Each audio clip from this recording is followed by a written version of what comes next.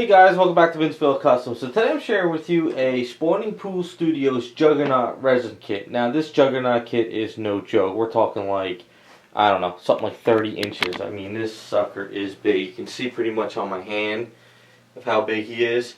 But I mean, it's a really cool statue. It's got a really cool sculpt texturizing to it. It was a lot of fun, but it was a lot of work. So gonna kind of go over basically everything of what I did and what I came up with. But one of the cool things about it is not only is he pretty much a straightforward kit. The cool thing is knowing people in the hobby, talking shop, coming up with ideas to kind of improve and change and make everything look different. It always, it doesn't, like, every kit has to be the same, painted up the same way. Everybody's got their own little takes on it and stuff. So Warren from Warren Resin has been working on one, and I've seen what he was doing and everything. And he came up with a really cool idea, and I kind of took his idea but in a different approach, which is kind of fun.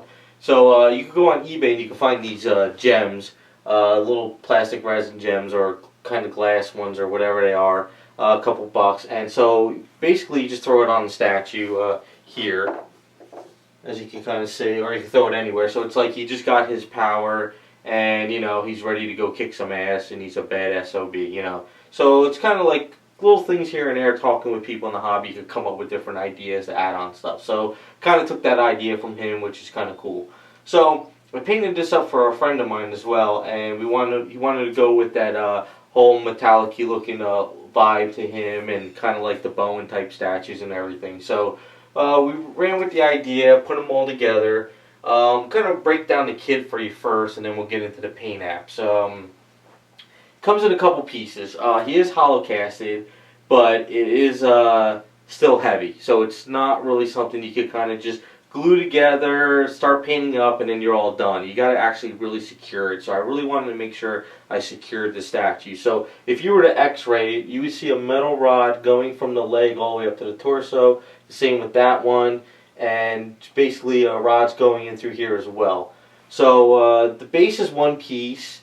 This leg to the shorts is one. The other leg to the shorts is one. The torso is one whole solid piece going to the arm here. And the arms actually go in, but they were separated. It was either here or here, I forget. So you had to put the arms together, and then you have to get them into the body at the end.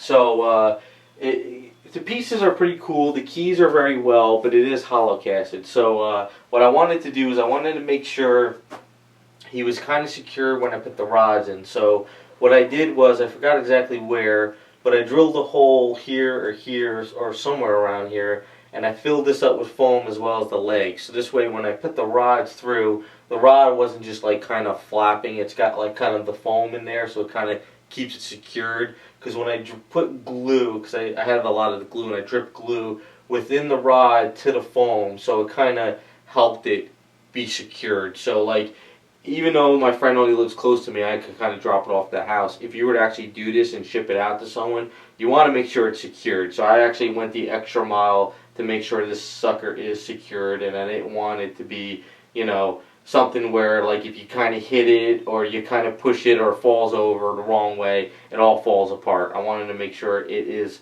secured as possible. So with that being said, we'll kind of go over all the paint apps and everything, but it's got a really cool sculpt vibe to him. He feels very dirty and gritty, which I kind of like, so I kind of painted it to really get that grittiness of Juggernaut and to really bring out all that muscles and that sculpting grittiness to him. So we could get a little bit closer, and we'll go over everything. So what I wanted to do first was I wanted to paint the teeth and the mouth. So that's what I did first. But the problem I came across with this kit is if you go to paint up the skin tone and the outfit, to try to get behind here is very hard. So what I did was I kind of painted up all the details of the inside of the arm before I even attached it to the body, and I also did the chest area. So once I kind of came up with the formula of the skin I wanted to use, I painted all this up first, up in here. And once I got that done, I ran with the teeth and eyes first. I figured, okay, we're going to go with the teeth and eyes because it's got a fairly big area you could kind of work with. So I gave it nice, like yellowish type teeth, but a little bit more realistic. I glossed them up. I tried to detail them as much as possible. I did the eyes with Archer Transfer eyes on there, and then I kind of did the blood shots on them. So once that was done and it was all set up, then I masked out those areas and I did all the skin. So all the skin is done in a Garage Kit Flesh tones. It's Garage Kit Flesh, Garage Kit Semi-Flesh, Garage Kit Transparency Pale, Bright Flesh. There's some bronze in there, and I used some of my opaque air golden burnt sienna hue for some of the shadowing. So I kind of really wanted to bring out all that grittiness and the details in his arms. I really wanted to make sure I was getting all that, like, you know, texturizing. So I kind of had some fun with it, and I ran with it and everything like that. So as you can kind of see, especially the hands, which was kind of fun. I really wanted to make the fingernails really, like, worn out. And so what I did is I added some, like, worn out fingernails to them, and I gave the hands like a little bit of a dirtiness to those as well, and just kind of brought it all out. Now it's kind of shiny in the video probably because of the bright lights, but because he's so big, I wanted to make sure I was actually keeping the skin tone like safe, secured, because he's so big, because you could kind of scratch it, dent it, or move it and stuff. So what I did is I did a fine coat of Future 4 polish. Now I kind of glossed it a little bit. It gave it that like factory pre-paint look. But what I did is I dulled that down with Garage Kit's flat coat, though, just to kind of dull it down a little bit. But I really wanted to make sure it was secured. So I kind of did that. But there's also some Tester's dull coat on there as well before I did the Future 4 polish. So it's got a really lot of coats, so just to make sure we got it all secured up and everything like that. So on for the outfit. The outfit is basically a mixture of some, you know, copper mixed with some mahoganies, reds, oranges. So I kept mixing up a bottle until I got it that color of Juggernaut I wanted, but the metallic-y look. Now, in my video, you may think that it's just some black shading. It's actually no black shading really throughout the outfit. It's actually mahogany from Model Air. That's as dark as I went with it. I really didn't add much black or anything to it there, and we'll kind of show you where I did add some blacks and stuff. So on the helmet area, there is like a lot of dents. There's a lot of, like, with the, as you can kind of see, with all these little dents and nicks.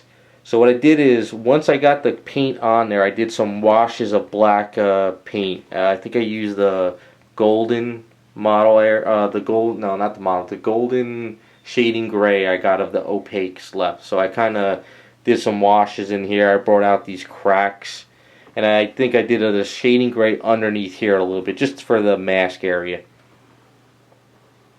I just wanted to bring those out a little bit more. But so onto the waistline is a reddish mahogany color. I really wanted to make a difference to it. I was following like the bow and stuff statue on that, and I just kind of wanted to pop it out and bring it out a little bit more. And then I misted some pearlized red onto it, some metallic red. I think it was from Garage Kit Colors, just to kind of give it that metallic-y feel as well and everything. So the belt buckle is a straightforward leather belt buckle.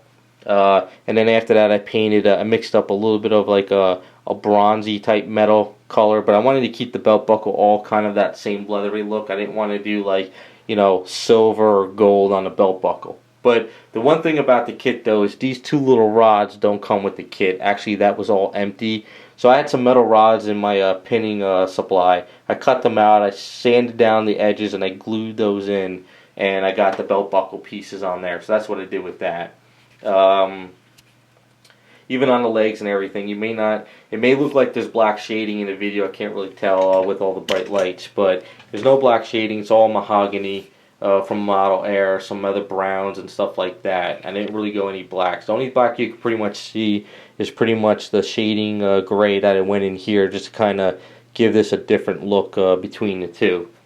The boots are done in a, you know, like a reddish leather.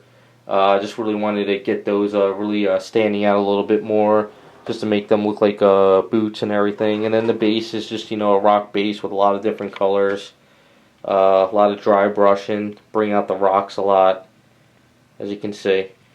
So that is Juggernaut from Spawning Pool Studios. A really massive kit. If you're a big fan of Juggernaut and you really want to get your hands on a really cool one, go to their Facebook page, check them out. They got some other stuff. It's about the same size as that Venom I did a little while back in my videos. But that is Juggernaut. So thanks for watching, and we'll be back with more videos.